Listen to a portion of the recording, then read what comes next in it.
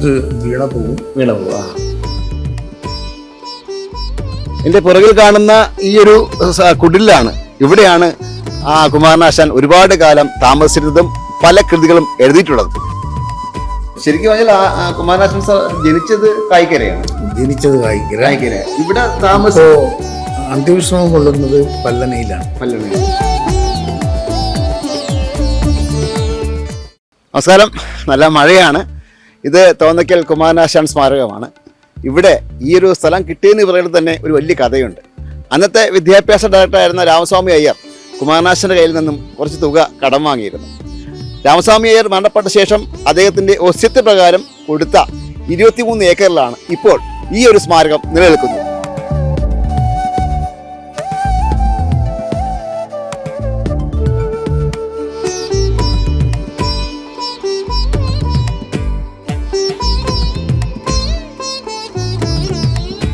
ആശാൻ സ്മാരകത്തിൻ്റെ administrator Rajendra serpent നമ്മുടെ ശരിയാണ്. Sir, ഇത് തുടങ്ങിയിട്ട് എത്ര വർഷമായി? ആരംഭിച്ചത് സ്മാരകം ആണ് മൊത്തം ഈ ഒരു ബിൽഡിങ്ങും പരിസരവും കാര്യങ്ങളൊക്കെ ആരംഭിച്ചിട്ട് എത്ര വർഷമായി? ഇത് 1960 ഉണ്ടായിരുന്നു. ഈ ഒരു അവസ്ഥയിലേക്ക് കുഞ്ഞിരാമൻ സാറിന്റെ പ്രതിമയൊക്കെ വന്നിട്ട് എത്ര കാലമായി? അത് വളരെ സമീപകാലങ്ങളാണ്. ഒരു 20-25 വർഷമാകും. 98 ഇതൊക്കെ ഈ ബിൽഡിംഗ് വന്നതും അതുപോലെ തന്നെ ഈ ശില്പത്തിൻ്റെയൊക്കെ തുടക്കം കുറിച്ചു. കഴിഞ്ഞ 2021 ശില്പം അനാച്ഛാദനം ചെയ്തു. പിന്നെ അതോടൊപ്പം ഉണ്ടായിരുന്ന മറ്റു ശില്പങ്ങളൊക്കെ പണി പൂർത്തിയാക്കി. ദേശീയപാത വന്നപ്പോഴത്തേക്ക് ഞങ്ങൾക്ക് അവിടെ ഒരു ബിൽഡിംഗ് ഉണ്ടായിരുന്നു. അത് പൊളിക്കേണ്ടി വന്നു. അപ്പോഴത്തേക്ക് അവിടെ പ്രവർത്തിച്ചിരുന്ന ലൈബ്രറി, അതുപോലെ പുസ്തക പ്രസിദ്ധീകരണ വിഭാഗം, ഓഫീസ് പ്രവർത്തനം, ഇതൊക്കെ അവിടെ നിന്ന് ഇങ്ങോട്ട് മാറ്റി ഇവിടെ കൊണ്ടുവന്ന് താൽക്കാലികമായി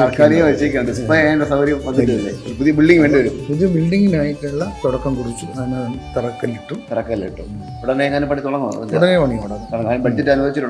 ബഡ്ജറ്റ് ഉണ്ട്. 11 കോടി രൂപ സംസ്ഥാന സർക്കാർ അനുവദിച്ചിട്ടുണ്ട്. 1873 നമ്മുടെ തീരദേശ പ്രദേശമായ കായിക്കലായിരുന്നു ആശാൻ ജനിച്ചത്. അവിടെയും ആശാന്റെ സ്മാരകം ഉയർന്നിട്ടുണ്ട്. ഇവിടെയും സ്മാരകമുണ്ട്. 1924 പല്ലട ആ ഒരു കായലിലുണ്ടായ ബോട്ട് അപകടത്തിലാണ് അദ്ദേഹം മരിച്ചത്. അദ്ദേഹത്തിന്റെ ശവകുടീരമൊക്കെ പല്ലടയാണ്. ശരിക്കും പറഞ്ഞാൽ കുമാരനാശാൻ സാർ ജനിച്ചത് കായിക്കരയാണ്. ഇവിടെ അന്ത്യവിശ്രമം കൊള്ളുന്നത് പല്ലനയിലാണ്.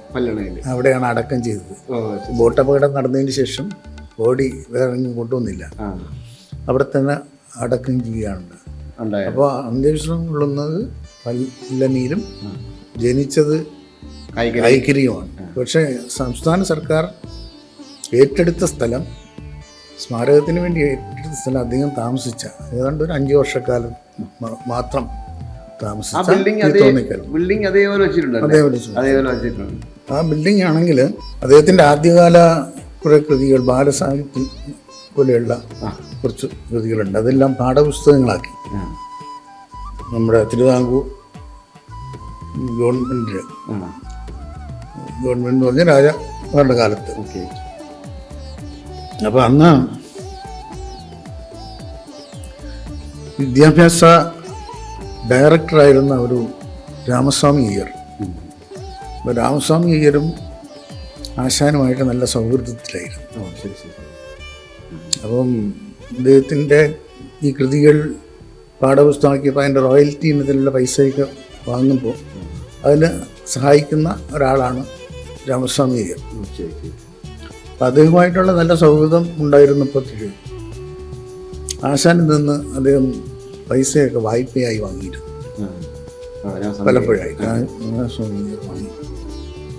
അത് കുറച്ചു നാൾ കഴിഞ്ഞപ്പോൾ അദ്ദേഹം മരണപ്പെട്ടപ്പോൾ ഇത് തിരികെ ലഭിക്കില്ല എന്നൊക്കെ കരുതിയതാണ്. പക്ഷെ അദ്ദേഹത്തിൻ്റെ വസിയത്തുണ്ടായിരുന്നു, മരണാനന്തരം ഉള്ള വിൽപത്രം. അതിൽ പ്രത്യേകം അദ്ദേഹത്തിൻ്റെ മക്കളോട് പ്രത്യേകം രേഖപ്പെടുത്തിയിരുന്നത്, കുമാരനാശാന് ഞാൻ കുറച്ച് പണം കൊടുക്കാനുണ്ട്, അത് എത്രയാണെന്ന് ഞാനിവിടെ രേഖപ്പെടുത്തുന്നില്ല. ആ പണം നിങ്ങൾ പണമായി തിരിച്ചു നൽകേണ്ടതുമില്ല. പകരമായി തോന്നിക്കലുള്ള നമ്മുടെ ഈ കൊച്ച് ആ വീടും ഇതിന് ചുറ്റുമുള്ള 21 ഏക്കർ തോപ്പും അദ്ദേഹത്തിന് കൊടുക്കണം എന്ന് പുസ്തകത്തിൽ രേഖപ്പെടുത്തിയിട്ടുണ്ടായിരുന്നു. അതനുസരിച്ച് ആശാന് ലഭിച്ചതാണ് ഈ സ്ഥലവും ഈ വീടും. എൻ്റെ പുറകിൽ കാണുന്ന ഈ ഒരു കുടിലാണ്. ഇവിടെയാണ് ആ കുമാരനാശാൻ ഒരുപാട് കാലം താമസിച്ചിരുന്നതും പല കൃതികളും എഴുതിയിട്ടുള്ളതും. ഇപ്പോഴും അതിൻ്റെ തനിമ നഷ്ടപ്പെടാതെ ഇപ്പോഴും അങ്ങനെ തന്നെ സൂക്ഷിച്ചിരിക്കുകയാണ്. അതിലൊരു കൊച്ചു വീടുണ്ടാവും എൻ്റെ സൈഡിൽ ചേർന്ന്. അത് എഴുത്തുപുരയായിട്ട് ആശാൻ ഉപയോഗിച്ച് ആശാൻ കെട്ടിയെടുത്തതാണ്. എഴുതാനും വായിക്കാനും പഠന ആവശ്യത്തിന് വേണ്ടി ചെയ്തതാണ്. ഇപ്പുറത്തായിരുന്നു ജീവിച്ചത്.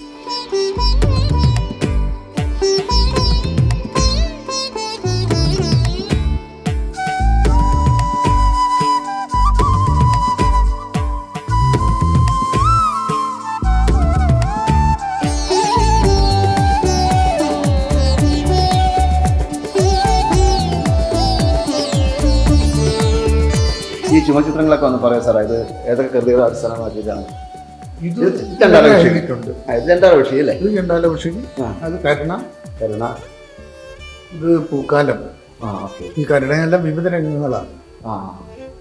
ഇത് ആരാണ് സാർ ഇത് വരച്ചത്? ഇത് ആറന്മുള വാസ്തുവിദ്യാ കേന്ദ്രത്തിലെ വിദ്യാർത്ഥികളല്ല, അധ്യാപകരായിട്ടുള്ള ഒരു സംഘം, ഒരു ടീമാണ്. ശരി. അവിടെ പേരുള്ളത് എഴുതിയിട്ടുണ്ട്. ഇത് കർഷകന്റെ കരച്ചിൽ എന്ന് പറയുന്ന അദ്ദേഹത്തിൻ്റെ ഒരു കവിതയുണ്ട്. അതാണ് ആശാൻ കവിതകളിൽ ഏറ്റവും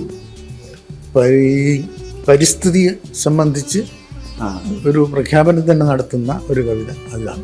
പരിസ്ഥിതിയെ സംബന്ധിച്ച് എല്ലാ കവിതകളും പരിസ്ഥിതിയുമായി ബന്ധപ്പെട്ടിരിക്കും, പക്ഷേ ഇതാ പരിസ്ഥിതിയെ സംബന്ധിച്ചുള്ള ദുരവസ്ഥയാണ്. ഇത് വീണപൂവും വീണപൂവില് നമുക്കറിയാലോ, വീണ് കിടക്കുന്ന പൂവിനെ മനുഷ്യ ജീവിതാവസ്ഥയുമായി ബന്ധപ്പെടുത്തി താരതമ്യക്കൊണ്ടുള്ള ഒരു കവിതയാണല്ലോ. അതുകൊണ്ട് ആ ചിത്രകാരൻ ഈ വൃക്ഷത്തെ ഒരു മനുഷ്യരൂപത്തിന്റെ ആകൃതിയിൽ വരച്ചതാണ്. സിംബോളിക്കായിട്ട്. അതെ, കവിത തന്നെ സിംബോളിക്കാണ്.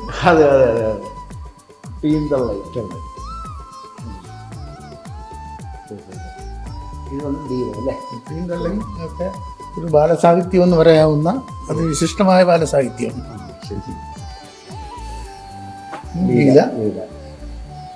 ചിന്താവിഷ്ടയായ സീത, നളിനി. ഇത് നമ്മൾ ഈ മ്യൂറൽ മ്യൂസിയം എന്നുള്ള നിലയിൽ സന്ദർശകർക്ക് ഇത് കാണാൻ വേണ്ടി മാത്രമായിട്ട് ഉപയോഗിച്ചിരുന്നതാണ്. അപ്പോഴാണ് ഇത് താൽക്കാലികമായി ഇതൊക്കെ ഇങ്ങനെ മാറ്റിയത്. അപ്പോൾ ലൈബ്രറി അപ്പുറത്ത് പ്രവർത്തിക്കുന്നു. അതിമനോഹരമായിട്ടാണ് ഈ പറയുന്ന തോന്നയ്ക്കലിലെ ആശാൻ സ്മാരകം പണി കഴിപ്പിച്ചിരിക്കുന്നത്. വളരെ ശാന്തമായ പ്രകൃതിയാണ്. കുമാരനാശാൻ്റെ ഒരു ദീർഘകായ പ്രതിമയുണ്ട്, കാനായി കുഞ്ഞിരാമൻ സാറിൻ്റെ ഒരു ശില്പമുണ്ട്. അങ്ങനെ എന്തുകൊണ്ടും ഒരു പക്ഷേ വന്നിരുന്ന് അദ്ദേഹത്തിൻ്റെ കവിതകളൊക്കെ അയവിറക്കാനും അദ്ദേഹത്തെ ഓർമ്മിക്കാനും സ്വൈരമായി ഇരിക്കാനും ഒക്കെ പറ്റിയൊരു സ്ഥലമാണ് ഇവിടെ. ഇവിടെ പ്രവേശന ഫീസുണ്ട്. മുതിർന്നവർക്ക് 20 രൂപയാണ് പ്രവേശന ഫീസ്. ഇവിടെ പ്രവേശന ഫീസ് വല്ലതും ഉണ്ടോ? പ്രവേശന ഫീസ് ഇല്ല. ഉണ്ട്. മുതിർന്നവർക്കെല്ലാം 20 രൂപ പ്രവേശന ഫീസ് കൊടുക്കണം. ശരിക്കും പിന്നെ ഈ സ്കൂൾ കുട്ടികൾ, ഹൈസ്കൂൾ ഗവൺമെൻറ് സ്കൂൾ കുട്ടികൾക്കൊക്കെ, താഴ്ന്ന പ്രൈമറി സ്കൂൾ കുട്ടികൾക്കൊക്കെ സൗജന്യ നിരക്കിലും, അതിന് മുകളിലുള്ള കുട്ടികൾ, മറ്റ് കോളേജ് വിദ്യാർത്ഥികൾ, അല്ലാതെ വരുന്ന ടൂറിസ്റ്റുകൾ, ബസ്സിൽ വരുന്നവർക്ക് വാഹനത്തിൻ്റെ ഫീസ്. ഒരു വാഹനം വരുമ്പോൾ അതിൻ്റെ ഫീസ്. ഒരുപാടുണ്ടല്ലോ ഇങ്ങനെ. ഇത് പ്രസിദ്ധീകരിച്ചതാണ്, നമ്മൾ പ്രസിദ്ധീകരിക്കുന്നത്. ആശാൻ സമ്പൂർണ്ണ കൃതികളാണിത്. മൂന്നാം വണ്ടി. ശരി. ഈ സ്ഥലം അറിയാത്തവർക്കായി ഒന്ന് ഞാൻ പരിചയപ്പെടുത്താം. ഇത് മംഗലാപുരത്തിന് തൊട്ടടുത്ത്, നമ്മുടെ ആറ്റിങ്ങിലേക്ക് വരുന്ന വഴി, തിരുവനന്തപുരത്ത് നിന്ന് ആറ്റിങ്ങിലേക്ക് വരുന്ന വഴി, മംഗലാപുരത്ത് നിന്ന് തൊട്ടടുത്തുള്ള തോന്നയ്ക്കൽ എന്ന സ്ഥലത്താണ് ഈ ഒരു സ്മാരകം സ്ഥിതി ചെയ്യുന്നത്. ഈ ലൈബ്രറിയൊക്കെ അവിടെയായിരുന്നു. ദേശീയപാത വികസനത്തിൻ്റെ ഭാഗമായി ആ ഒരു ബിൽഡിംഗ് പൊളിച്ചു മാറ്റി ആ ബിൽഡിംഗ് വീണ്ടും ഉയരാനുള്ള ശ്രമം നടന്നുകൊണ്ടിരിക്കുകയാണ്. ഏതായാലും ഈ സ്ഥലത്ത് വരാൻ കഴിഞ്ഞാലും കുറേ കാര്യങ്ങൾ അറിയാൻ കഴിഞ്ഞാലും അതിയായ ചാരിതാർത്ഥ്യമുണ്ട്. ഇത്തരം വിവരങ്ങളൊക്കെ പ്രേക്ഷകർക്കും കൈമാറുകയാണ്. ഇസ്മേൽ സോണ്ടി, ക്യാമറ റജിനൊപ്പം ശ്രീജിത്ത് മാരാർ സൈനിങ് ഓഫ്.